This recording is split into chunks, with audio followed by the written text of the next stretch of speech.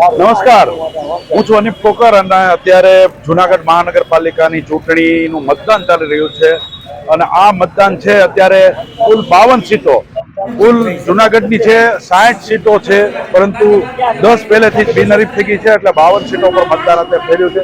ખૂબ જ શાંતિપૂર્ણ રીતે મતદાન થઈ રહ્યું છે અને એમ કહેવાય કે જે લોકોમાં જેટલો રસ હોવો જોઈએ, જેટલો ઉત્સાહ હોવો જોઈએ, એવો ઉત્સાહ દેખાતો નથી. કારણ કે ઘણા બધા અસંતોષ છે. ચૂંટણી સમયે અમુક વિકાસના કામો ચાલી રહ્યા છે. આવા સંજોગોમાં અત્યારે ચૂંટણીમાં જે પ્રમાણે લાઈનો દેખાવી જોઈએ એ પ્રમાણેની લાઈનો દેખાતી નથી અને ખૂબ જ નિરુત્સાહપૂર્વક અત્યારે આપણી સાથે અપક્ષ ઉમેદવાર છે હિતેશભાઈ ઉદાણી, જે ગાંધી તરીકેની છાપ છે, તેમની સાથે વાત કરી. શું કહેશો હિતેશભાઈ? વોર્ડ નંબર 10માં અત્યારે સામાન્ય મતદાન થયું છે. મને એમ લાગે કે 15-20% જેવું થયું હશે મતદાન, પણ ધીરે ધીરે મને એવું લાગે કે 45-50% પૂગશે. એક તો લગ્નગાળો છે, લગ્નગાળાની હિસાબે માણસો અત્યારે લગ્નમાં હોય એટલે મતદાન કરવા આવી નથી શક્યા. જો જુનાગઢમાં જશે તો મતદાન થશે બધાનું. બીજું કે થોડુંક નિરસય છે કે પ્રજા થોડીક, મને એવું લાગે કે કંટાળીને મત નાખવા ન આવતા હોય એવું મને લાગે છે. આ લોકોને મતદાન કરવું જોઈએ. હું એમ નથી કહેતો કે મતદાન કોઈ પણ જણને કરે. મતદાનનો હક છે. મતદાન વર્ષમાં 5 વર્ષમાં 3 વાર આવે છે, એટલે મતદાન આવે એ મતદાન કરવું જરૂરી છે. બીજું કે અમારા વોર્ડમાં 10 નંબરમાં ઈવીએમ મશીન 2 છે. આ લોકો 2 મશીનનું જાહેરાત કરતા નથી. જેને 2 મશીનની જાહેરાત કરવી જોઈએ એ બોલતા જ નથી. એ મશીનમાં લોકો પૂછે છે તો એ બતાડે છે જુદું. એટલે આ બાબતની મારી એક વિનંતી છે કે આ બાબતનું ધ્યાન આ દોરે.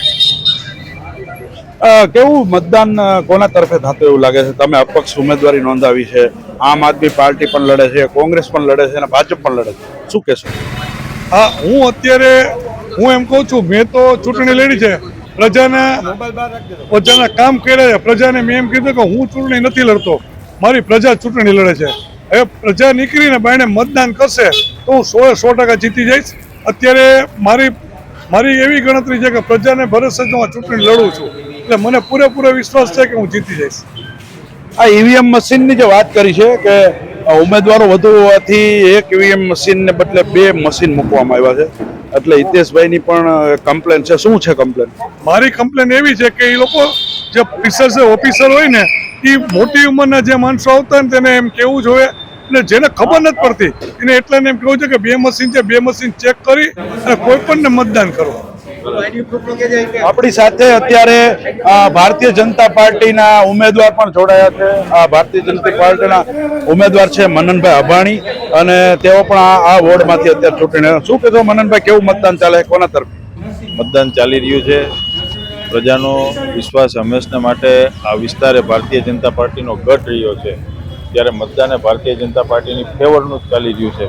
કારણ કે વર્ષોથી આ વિસ્તારમાં વોર્ડમાં ભારતીય જનતા પાર્ટીની પેનલ ટુ પેનલ મતદાન થાય છે અને પેનલ છૂટાથી આવી છે, એટલે લોકોનો મિજાજ એ ભારતીય જનતા પાર્ટી તરફ.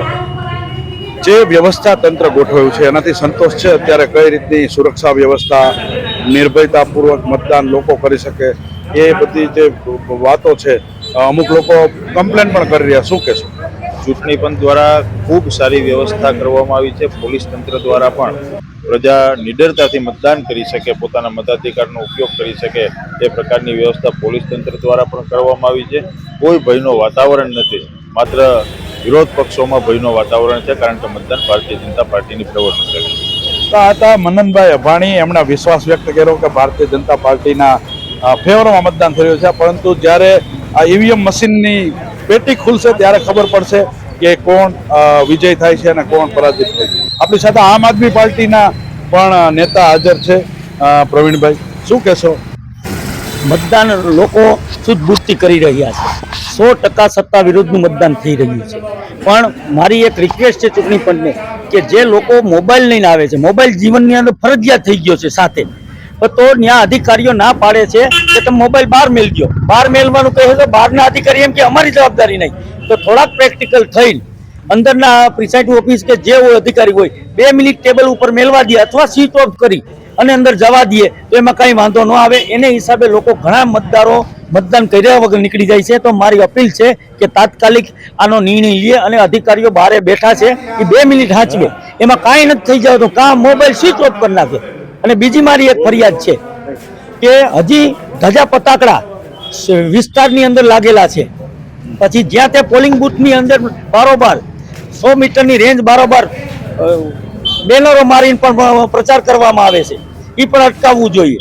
હજી અમુક વિસ્તારમાં તમે જાઓ, મેં તો શૂટિંગ કરીને ચૂંટણી પંચને પણ મોકલ્યું છે, ચૂંટણી અધિકારીને પણ કીધું છે, તો પણ કોઈ પગલાં લેવામાં આવ્યા નથી. તો તાત્કાલિક બપોર થાય ત્યાં ઉતારી લેવા જોઈએ.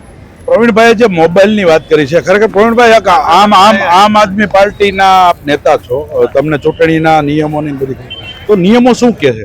નિયમો એવો કહે છે કે સ્વિચ ઓફ કરીને જઈ શકે છે, એવો કોઈ એવો નથી કે અંદર મોબાઈલ લઈને ન જાવ, એક પણ પરિપત્ર નથી. અને બીજું, મોબાઈલની અંદર જે આધાર કાર્ડ હોય છે એ વેલિડ છે જ, બધે તમે મોબાઈલની અંદર દેખાડો છો તો વેલિડ ગણાય છે. તો આમાં શા માટે નહીં? લોકો બધા એના ડોક્યુમેન્ટ મોબાઈલમાં રાખે છે, તો એ ડોક્યુમેન્ટ મોબાઈલમાં બતાડે તો વેલિડ ગણવા જોઈએ.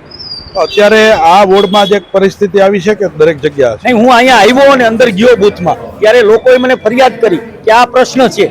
એ પ્રશ્નની હિસાબે લોકો એક વ્યક્તિ આવ્યા હોય મતદાન કરવા, તે મોબાઈલ હાંચવાના અધિકારીઓ ના પાડે છે, બહાર પોલીસના અધિકારીઓ બેઠા એ પણ ના પાડે કે અમારી જવાબદારી નહીં. પણ માણસાઈની દ્રષ્ટિએ કે 2 મિનિટ રાખવા દેવો જોઈએ, કારણ કે એમાં કોઈ ચોરી નથી થવાની. અવળું પોલીસ બેડું એકબીજાનો મોબાઈલ કોણ લઈ જાય? એટલે પ્રેક્ટિકલ થાય અધિકારીઓને, એવી મારી નમ્ર વિનંતી છે. પ્રવીણભાઈ, અત્યારે જે મતદાન જે ચાલી રહ્યું છે એ પ્રમાણે જે ઉત્સાહ હોવો જોઈએ લોકોમાં, અત્યારે નથી દેખાતો. શું કહેશો, આનું કારણ શું? કારણ એટલું જ લોકો નારાજ થઈ ગયા છે સત્તા વિરુદ્ધનું, અને સત્તાનો દાબ પણ છે કે ભાઈ કોઈ વ્યક્તિ બહાર નથી નીકળતા. નેગેટિવ મત દાખલા તરીકે છે, એના વિરોધમાં મતદાન છે, એને ધાક ધમકી સગાવાલા પ્રેશરથી એને મતદાન કરવા નથી આવવા દેતા, એવું પણ અમને લાગી રહ્યું છે.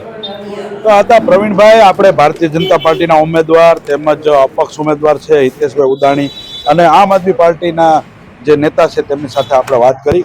આ જ પ્રકારના સમાચારો જોવા હોય તો અમારી જે ચેનલ છે દૂરબીન, એમને લાઈક કરો, શેર કરો અને સબસ્ક્રાઈબ કરો. નમસ્કાર.